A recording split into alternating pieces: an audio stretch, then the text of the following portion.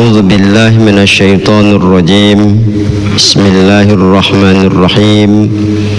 Ya ayyuhalladzina amanu taqullaha wal tanzur nafsum ma qaddamat lighad wattaqullaha innallaha khabirum bima ta'malun.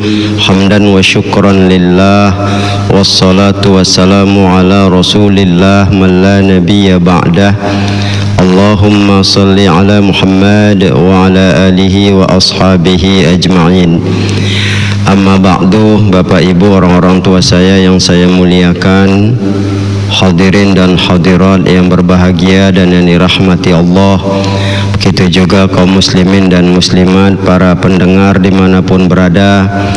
Puji dan syukur marilah senantiasa kita panjatkan kehadirat Allah Subhanahu wa ta'ala, serta salawat dan salam kepada junjungan kita Nabi besar Muhammad sallallahu alaihi wasallam, yang sangatlah kita harapkan syafaat beliau di yaumil akhirah. Pada hari Ahad dalam topik umum pada hari ini kita mengangkat nasihat yang terdapat di dalam kitab Taurat yang diungkap oleh seorang sahabat yang ahli kitab, namanya Wahab bin Munabbih al-Yamani.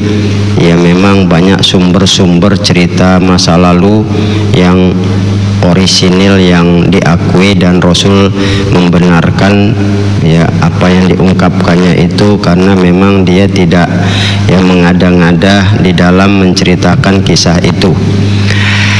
Di dalam kitab Istiqdal Yamil Ma'ad ada dinukilkan dari Wahab bin Munabbih al-Yamani bahwa dia berkata, maktubun fit Taurah, ada terdapat atau tertulis di dalam kitab Taurat itu ada 3 hal ya.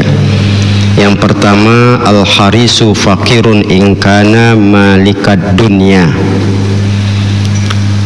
Orang yang tamak rakus itu ya adalah hakikatnya fakir sekalipun dia memiliki dunia. Ini yang pertama yang ada di dalam ungkapan tersebut ya. Orang yang rakus itu adalah fakir, melarat. Ya, melarat sekalipun dia memiliki dunia. Jadi kalau kita lihat dari ini kan jelas ya bahwa hakikat orang yang miskin yang melarat itu bukan orang yang nggak punya harta, tapi yang jiwanya nggak ada puasnya. Ya, segala dia mau terus pantang melihat apa yang ada sama orang, dia pengen ada. Ya, sehingga kadang-kadang salah jalan pun dia tidak peduli. Jadi jiwanya betul-betul miskin terhadap apa yang dia miliki. Inilah yang harus kita pahami. Kalau orang memahami seperti ini, insya Allah mudah-mudahan ya tidak akan rakus. Bagi kita yang biasa, kita bisa memahami indahnya dan enaknya hidup. Kita tidak akan melihat orang yang kaya itu wah enak dan sebagainya. Belum tentu, bisa jadi jiwanya melarat itu. Ya, sikit-sikit mau neken minta uang, segala minta uang, kita bilang macam nggak ada aja ya hal yang lain. Untuk itulah kalau kita lihat dalam kehidupan ya, jangan terkecoh dan terpengaruh. Makanya digambarkan di dalam surah Ali Imran itu kan ya, bahwa dikatakan bahwa mata'ud dunya qalil, kesenangan dunia itu sedikit. Sisi lain juga wamal hayatud dunya illa mata'ul ghurur, bahwa kehidupan dunia adalah merupakan kesenangan yang menipu. Jangan dianggap orang yang banyak uang itu senang, orang yang kaya rumahnya besar tuh enak. Belum tentu. Kadang-kadang banyak keluhannya, banyak sekali mengeluh kadang. Yang anaknya beginilah, yang segala kadang. Jadi kalau kita lihat apa gunanya dia mengeluh sementara lengkap semua sama dia, kan itulah melaratnya itu. Apalagi kalau dia merasa kurang terus. Jadi bagi kita yang sederhana, yang apa, alhamdulillah bersyukurlah kita ya. Ini satu gambaran. Makanya dalam sejarah pun kita lihat ya, Qarun itu orang yang sebetulnya melarat betul, sekalipun orang tercengang melihat hartanya. Ya. Maka itulah bagi kita ajaran agama kita ini pada dasarnya ya Rasulullah mengajari kesederhanaan, bahkan beliau itu pun ya hidup ya dalam keadaan miskin. Miskin apa? Bukan berarti Rasul itu miskin tidak punya apapun, karena dalam satu riwayat hadis pun gunung datang sama dia menjadi emas dibikin Allah kan. Tapi tidak mau dia, saya pengen satu hari lapar, satu hari kenyang. Ketika lapar saya bersabar, ketika saya makan kenyang saya bersyukur. Indah dia, lapar indah, kenyang pun indah. Itulah enaknya kita, tidak merasa mau kenyang terus. Nah, ini yang pertama ya. Jadi jangan terkecoh dengan orang yang kaya, orang yang banyak apa yang dia punya, apapun ada, belum tentu. Ya, kecenderungan itulah orang yang melarat sebenarnya kalau kita lihat. Makanya ketika dia tumpur, ya banyak itu ya pengusaha-pengusaha ketika dia tumpur bunuh diri dia. Kenapa mesti bunuh diri? Tapi sudah merasa nikmat, sudah merasa pernah senang. Itulah kemiskinan, kemelaratan yang ada sebetulnya yang harus kita ketahui, kita pahami. Yang kedua, wal muti'u lillahi ta'ala muta'ul linnas in kana mamlukan. Ya, orang yang taat kepada Allah Ta'ala ya, itu akan disegani oleh manusia sekalipun seorang budak. Ya, kita kalau taat sama Allah itu pasti ada marwah, ada yang tinggi di dalam diri kita. Kita nggak usah khawatir. Nggak perlu hormat itu gila hormat dengan jabatan, rebutan jabatan dan sebagainya. Saya pengen jadiin supaya orang tahu siapa saya. Nggak perlu.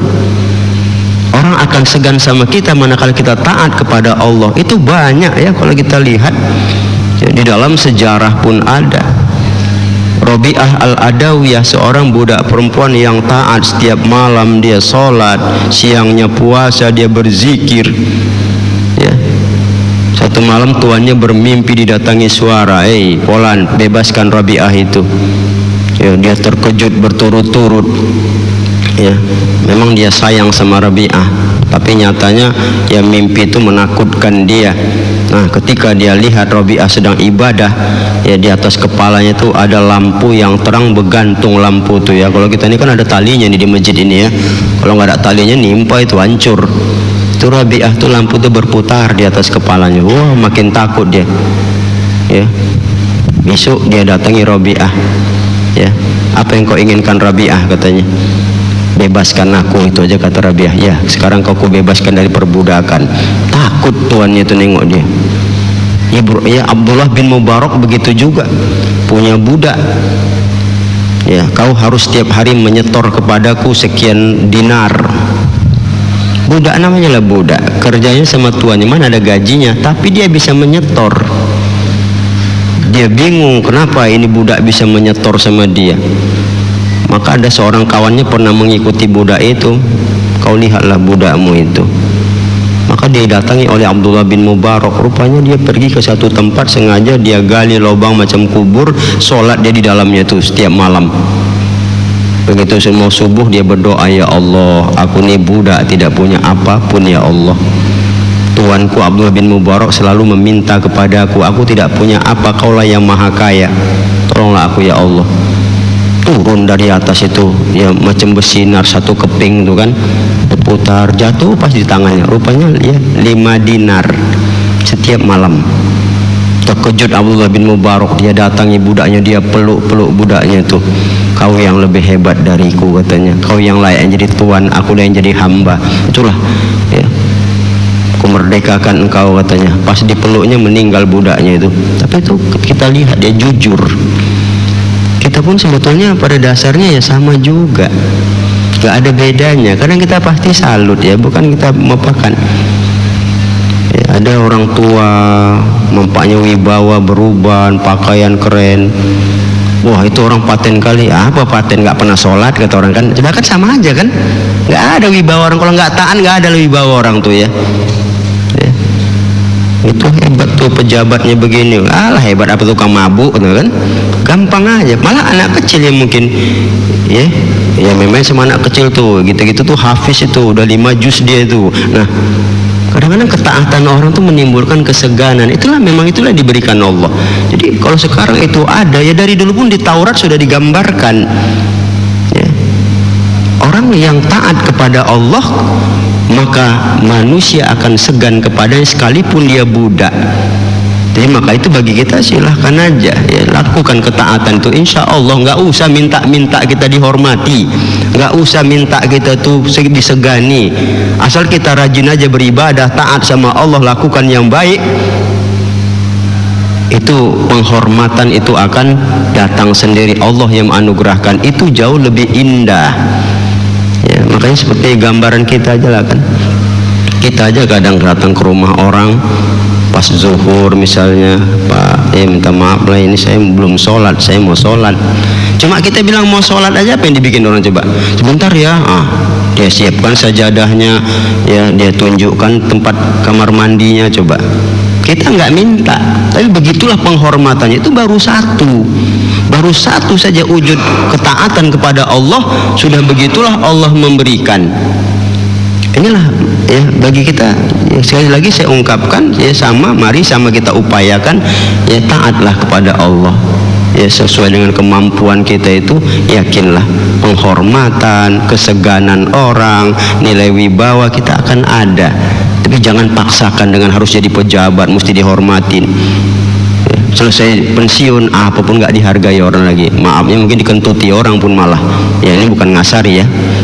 Ya, apa itu pejabat dulu begitu kan, gak ada harganya, maka nggak usah lah, ya. Kemudian yang terakhir, yang ketiga, wal qani'u ghaniyun in kana ja'ian, ya. Orang yang, ya, qanaah itulah adalah orang yang kaya sekalipun dia kelaparan. Qanaah adalah mampu mensikapi di jiwa, menerima dengan ridho apa yang diberikan Allah pada saat itu. Kita ini kan kadang hidup, kadang ada, kadang tidak. Rezeki itu kadang banyak, ya kadang sedikit. Orang qanaah, dia siap menerima. Ada ya ada, nggak ada ya terserah. Lapar pun dia tidak terlalu menuntut, ya kan. Jadi dia kaya, nggak apalah bergantung kepada manusia, ya. Dan itu banyak kalau kita lihat. Salah satu ada dikisahkan, ya, di dalam kitab Istiqdal Limil Ma'ad itu ada seorang perempuan, dia tawanan perang, dia melarikan diri dan berhasil lolos. Berjalanlah dia sejauh 200 parsah, ya. Satu parsah itu 40 km. Ketika sampai, dia ditanya sama orang, kenapa kau bisa bertahan sejauh itu? Apa yang dia bilang? Saya setiap lapar saya baca Qul Huwallah 3 kali, spontan kenyang saya berjalan lagi. Itulah saya lakukan. Dia tidak makan apapun, tapi Allah bisa bikin seperti itu. Mana lebih kaya lagi kita bilang. Inilah, ya. Maka itu orang yang qanaah, insya Allah itulah yang kaya hakikatnya itu. Tak bergantung. Ini kadang-kadang kan kurang, ini beli cunggalah, ya upayakan. Makanya kita bilang kadang-kadang pejabat tuh banyak yang miskin itu jiwanya itu, ya, kurang aja sama dia, macam nggak ada kita bilang apanya, ya, berani melakukan apapun demi memperkaya diri. Itu orang fakir sebenarnya itu, ya.